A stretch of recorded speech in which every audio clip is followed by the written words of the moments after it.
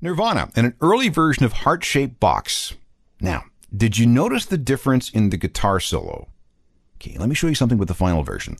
Let's start the solo. Kurt does some stretching on the fretboard. Now he plays this chord before he launches into the solo. And you can hear where producer Steve Albini makes the edit right here. So if you ever thought that bit in Heart-Shaped Box sounded a little weird, now you know why. Another secret you can share with your friends.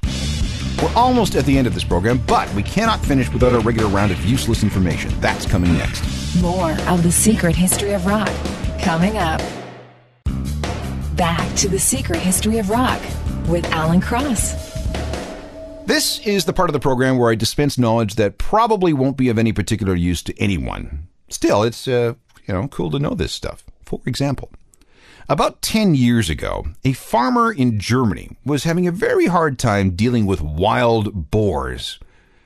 These crazy wild pigs would come out of the forest and ravage his crops.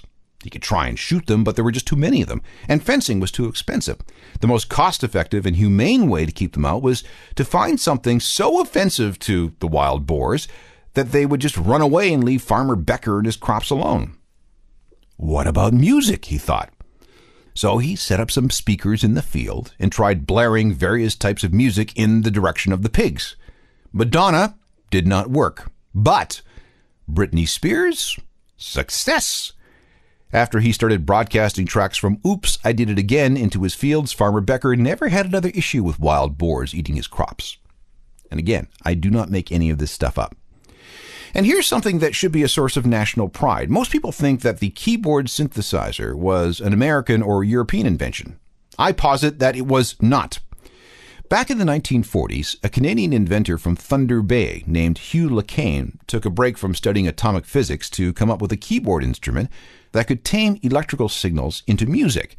This, for all intents and purposes, was the first ever electronic keyboard, or, as we would later call it, synthesizer. This was in the late 1940s.